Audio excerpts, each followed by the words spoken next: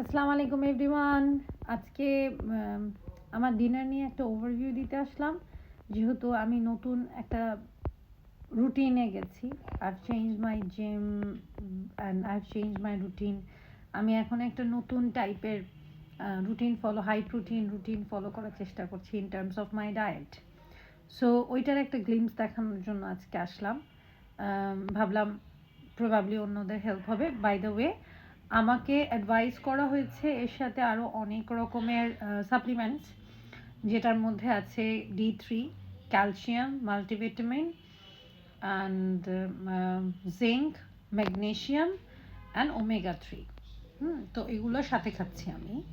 R this is the diet I am following now. আর আমাকে এখন থেকে আমি এখন ইন্সপায়ার্ড জিম, যেটা সোহেল তাজের, ওটাতে জয়েন করেছি। ওখানে আমাকে বলা হয়েছে ম্যান্ডেটারি 12 থেকে 16 ঘন্টা প্রতিদিন ইন্টারমিটেন্ট ফাস্টিং আমাকে করতে হবে। সো আমি আপাতত 12 ঘন্টাই করছি। আমি আজকে 9:30টায় খাচ্ছি। সো কালকে আগামীকাল সকাল 9:30টার আগে আমি কিছু খাবো না। আর আমি সকালবেলা সেলুলার হাইড্রেশনের যে প্রসেসটা ওটা করি। এটা নিয়ে পরে একদিন একটা ভিডিও করব। ইট ইজ কিছুই না, আপনি পিঙ্ক সল্ট দিয়ে আর পানি দিয়ে সকালবেলা খালি পেটে খেলে, কারণ আমাদের সোডিয়াম ছাড়া নাকি পানি আমাদের বডিতে ঠিকভাবে অ্যাবজর্ব হয় না। সো এইভাবে করে আমি সকালবেলা হাইড্রেশনটা করি, কিন্তু এটা হলো ওয়াটার ফাস্টিং। এটা রোজার সময় আপনাদের করা অনেক ইজি হবে, যেহেতু আমরা এমনি সবাই তো ফাস্টিং করবই। তার সাথে আমি এখন আমার রাত্রের মিলটা দেখাচ্ছি। আর and I am not allowed to eat anything other than 3 meals. 3টা মিলের মধ্যেই আমাকে যা খেতে হবে। ইভেন আমি যে ডিটক্স করি ওইটা ওই 3টা মিলের মধ্যেই আমাকে রাখতে হবে। So let's start. ওইখানে কি ক্যামেরা এর মধ্যে ঘোরানো যাবে না? ওকে, আচ্ছা, এখানে যদি আমি এভাবে দেখাই, এখানে এখন সবাই বলবে বিছানায় বসে খাচ্ছেন। হ্যাঁ, আমি বিছানায় বসে মাঝে মাঝেই খাই। I am sorry, I am not proud of it yet. প্রথমে আছে এখানে অ্যাকচুয়ালি হাফ কাপ ভাত আছে। আমি আমার ক্যামেরাটা ফর সাম রিজন এখানে অপশানে এখন ঘোরানো যাচ্ছে না। এখানে হাফ কাপ ভাত আছে, কিছু হাড্ডিগুড্ডি আছে, কিছু মাছের মাথা আছে। হাড্ডিগুড্ডি দিয়ে আমি আসলে আমার ক্রেভিংগুলোকে কমাই। এখানে 2টা ডিম আছে। আজকে আমি জিমে গেছিলাম। আজকে আমার ফুল বডি ওয়ার্কআউট ছিল। আমি অ্যারাউন্ড 1.5 ঘন্টা জিম করেছি। সো আমার প্রোটিনটাকে আমি অনেক এনরিচ রাখার চেষ্টা করছি। সো এখানে হলো 2টা ডিম। আমাকে বলা হয়েছে যে আমি 4টা থেকে 5টা ডিমও যদি চাই খেতে পারবো, এবং ওনারা আমার অনেক রকমের মেডিকেল টেস্ট করিয়েছে। তারপরে ওনারা আমাকে স্পেসিফিক্যালি সোহেল তাজ আমাকে এই রুটিনগুলো সাজেস্ট করেছেন। তবে ওনার মতো স্ট্রিক্টটা আমি ফলো করতে পারছি না। ওনার যতটুকু ফলো করা যায় আমি ততটুকু করছি। এইটা একটা চিকেন। এই চিকেনটা হলো এয়ার ফ্রাইড। এখানে তেল মোটামুটি খুবই অল্প ইউজ করা হয়েছে, জাস্ট স্প্রে করা হয়েছিল তেলটা। সো এখানে যতটুকু তেল সাইডে একটু হয়েছে, ওটা মাংসের যেটা একটু তেল এসছে সেটাই। এটা মশলাগুলো আমি সরিয়ে নিব একটু খাওয়ার সময়, বাট এয়ার ফ্রাইড বলে এটা কিন্তু অনেক হেলদি। এরপরে এটা হলো আমার প্রোটিন শেক। আমি এখন প্রোটিন পাউডারটা সকাল রাত্রে 2 বেলাই খাচ্ছি। ওয়ে প্রোটিন যেটা, এটার চকলেট ফ্লেভার। এটার মধ্যে বানানা আছে, একটা দুধ আছে, আর ওয়ে প্রোটিন আছে। সো এটা হবে আমার আজকের ডিনার। আর আমি আগে ফ্রুটস খেতাম অনেক, কিন্তু আমাকে বলা হয়েছে ওই জিম থেকে যে ফ্রুটসে যেহেতু অনেক সুগার থাকে, সো আমি কোনো ফলই বেশি খেতে পারবো না। লাইক আমি যদি টক ফল হয় একটা খেতে পারবো, আর যদি মিষ্টি ফল হয় অর্ধেকটা খেতে পারবো। আমাকে এরকম একটা রুটিনে করে দিয়েছে, এবং আমাকে বলেছে আমার বডি ফ্যাট আছে। আমি খুব অবাক হয়েছিলাম, কারণ আই ট্রুলি থট আমার বডি ফ্যাট নাই অত, বাট আমার বডি ফ্যাট আছে। ওনারা আমার অনেক টেস্ট করিয়েছেন, এবং আমি যদি এখন থেকে আমি যদি আমার খেয়াল না রাখি, ইটস নট ফার যে আমার অনেক বড় বড় ডিজিজ হতে পারে। যেমন আমি ডায়াবেটিস হতে পারে, আমার লিভারের কোনো রকমের সমস্যা হতে পারে। সো প্রিকশনারি এই হিসাবে এই রুটিনটা ফলো করা হচ্ছে, এবং সাপ্লিমেন্টগুলোও আমার অনেক কাজে দিচ্ছে আমার ফিল হয়।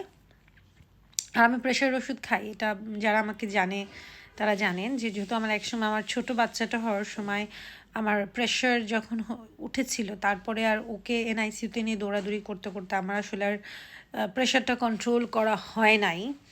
সো আমি এখন প্রেশারটা কন্ট্রোল করি প্রেশার ওষুধ খেয়ে, বাট সুন আইল ভিজিট অ্যানাদার ডক্টর। যদি আমার প্রেশার কন্ট্রোলে আসে, লেটস সি ওনারা আমাকে কীভাবে অ্যাডভাইস করে। সো আর অনেকেই জিম রুটিন নিয়ে আমাকে অনেক প্রশ্ন করেন, এই জন্য এ করলাম। আর যেহেতু I am going in two new diet, আগে আমার ডায়েটে অনেক ফ্রুটস থাকতো, কিন্তু আই ডিড নট নো যে ফ্রুটসে এত পরিমাণ সুগার থাকে। সো আমি ফ্রুটসটা অনেক কমিয়ে দিয়েছি। অ্যাজ ইউ ক্যান সি আজকে আমার মিলে কোনো ফ্রুটস নাই, বাট খুব ইচ্ছা হলে, ক্রেভিং হলে এখন আনারস খাই, ছোট ছোট আনারস খাই।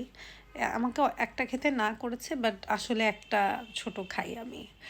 অন্য কোনো ফ্রুটস এখন ওরকম খাই না। অরেঞ্জ খেলে একটা খাই, কিন্তু কম এখন আমার ফ্রুটস খাওয়ার এটা কম। আর ওনাদের ডায়েটে আমার সবচেয়ে ভালো লেগেছে যে ওনারা বলেছে আপনি চাইলে একটা ছোট ডেজার্টও খেতে পারবেন, যে একটা মিষ্টির 3/1 খেলেন।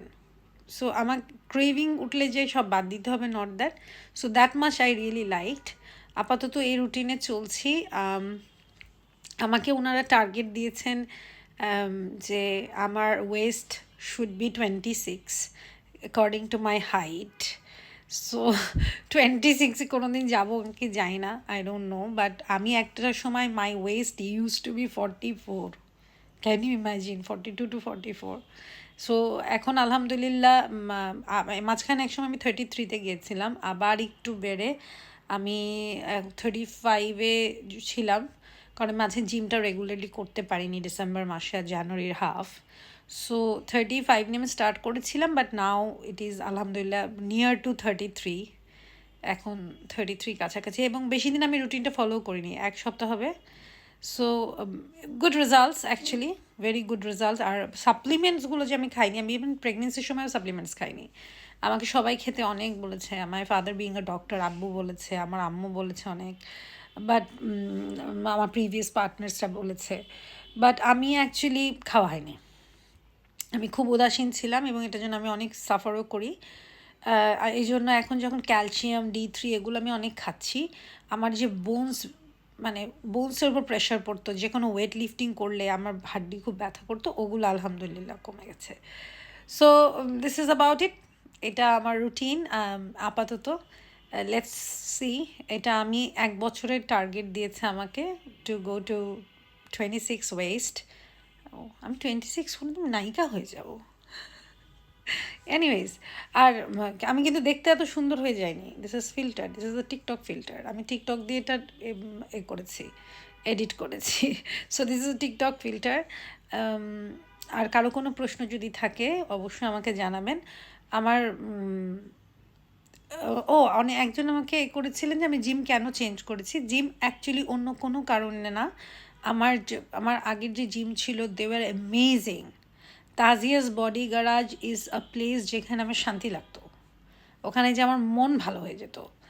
সো এবং ওরা খুবই কেয়ারিং, ওরা খুব কেয়ার করে করায়। কিন্তু এখন আমি যেখানে থাকি, এখান থেকে আমার জন্য খুব দূরে হয়ে যায়, অনেক ঘুরে যেতে হয়।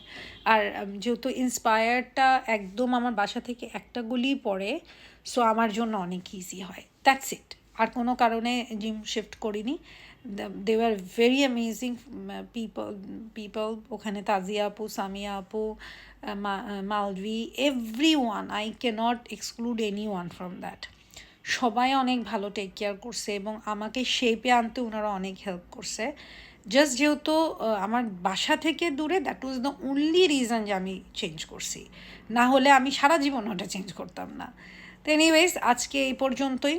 আমার জন্য দোয়া করেন যেন আমি আমার যে ইন্টারনাল এগুলো আমার মেডিকেল টেস্টে বের হয়ে আসছে, ওগুলো যদিও কিছুই না অন্যদের নজরে, কিন্তু যেহেতু এগুলো একটু অ্যালার্মিং হতে পারে ফিউচারে, যে আমি যেন এগুলো ওভারকাম করতে পারি, আমার জন্য দোয়া করবেন। Thank you so much for watching this video. আসসালামু আলাইকুম।